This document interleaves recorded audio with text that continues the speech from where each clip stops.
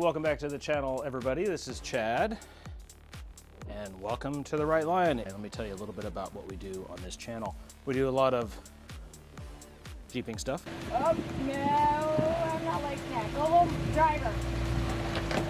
There you go. Jeep wave. We do a lot of camping stuff. And occasionally, we do a little bit of fabrication stuff in the garage. And I wanted to just keep you guys up to speed on what the latest project is. Some of you might be aware of my son's Jeep. He has a 2001 Jeep TJ. We just picked it up, well, not just, we've had it about 2 years. It was Grandpa's Jeep, and Grandpa wanted to give it to Joseph. So Joseph has been driving it to and from school as his daily driver. But we have some upgrades in mind.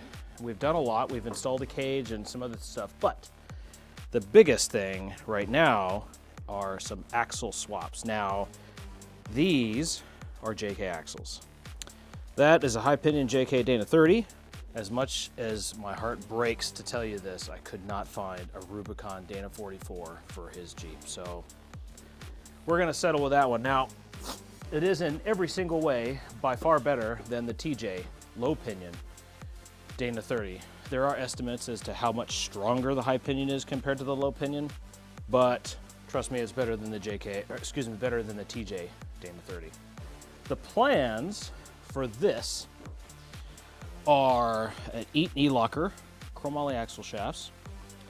We're gonna put on the JK2TJ conversion bracket kit from Artec. We're gonna do some RPM steering. We're gonna do some new track bars from probably TerraFlex. And I like TerraFlex's new offset and lowered front frame side track bar bracket, so we may have to go with that as well. And that's pretty much the plan for that. Oh, and a complete refresh. So this will have new rotors, new calipers, new brakes, new seals, new bearings, new gears. We're gonna re-gear both diffs to 456. Currently, Joseph has the 307s. Pretty anemic, I know. Anyways, then here we have a JK Rubicon Dana 44 rear axle. I bench tested the rear locker. It works. Went ahead and inserted my axle alignment bar just to have a good baseline to start with. And I know we got a nice straight diff. And today, I just finished tacking and putting on all the brackets for the JK to TJ axle conversion. The only thing that I left off were the sway bar mounts. They're supposed to go here. We don't need no stinking sway bars.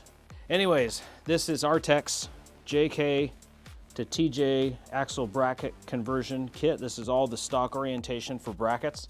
At least with this kit, I've been able to correct a few things that I didn't like on the factory 35, like the double bend in the coil springs, so I made adjustment to the coil purchase so they're in the right spot. Also shock mounts, I've relocated those just a little bit differently so I get clearance from the back of the coil bucket and I don't have to worry about shock length. But everything else is pretty much by the instructions for a stock axle. We're really excited about how this is going to work out. Both of these axles are going to be oriented underneath Joseph's TJ, just like from a JK. So we're going to have true crossover steering. We're going to have longer track bars, which are going to be nice. We have other stuff coming for the suspension and everything else we're going to be doing. So this is going to be a slow build, but it's coming together rather nicely. Both diffs are going to be re-geared to 456s. I think that should work well with 35s for Joseph's Jeep and his 3-speed automatic transmission. The fit and finish so far of this bracket kit is pretty damn good. It's just like a puzzle. You just put the pieces together, tack it all together, and make sure everything is where you want it, and then you buzz it all in. That's kind of where I'm at right now. I'm just going to be getting ready to buzz this all together. So, stats on these axles compared to the TJ factory axles. The TJ Dana 35, I don't know that I really need to say much more. The Dana 35 is a pretty crappy axle. But anyways, what's replacing it here is a Dana 44, much bigger and thicker tubes, 32 spline axle shaft. All these brackets are 1/4 inch, with the exception of a couple things. They're 3/16, but 1/4 inch brackets regardless, all over the place. Plus a locker, which he doesn't have right now, and I know he wishes that he had. Well, don't worry, Joseph, it's coming. Same with the front. It's going to have an Eaton E-locker in it. The stats on this axle are going to be probably apex ball joints, I think. I have Dynatrack in my JK. I don't know if I'm going to put Dynatracks in here, but at least apex is in here. We're going to put chromoly 27 spline shafts in. I want to keep this spline count to 27 rather than upgrade, because then I can get off the shelf parts if ever we break without having a special order. Basically, it'll have a refresh. Everything will be brand new, bearings and everything. The nice thing about these axles, they're 5 inches wider in total compared to the Jeep TJ, so 2.5 inches on either side. A lot more stability. They're probably a little bit heavier too, so overall, it's just a massive upgrade everywhere. Plus, he's going to be locked front and rear, and I know he's going to like that. The idea here is to build sort of a modest, mild build with his TJ, so he can keep up after Dad. We can go wheeling together, and I have a little bit of confidence and knowing that we don't have a factory Dana 35 in the back of that Jeep.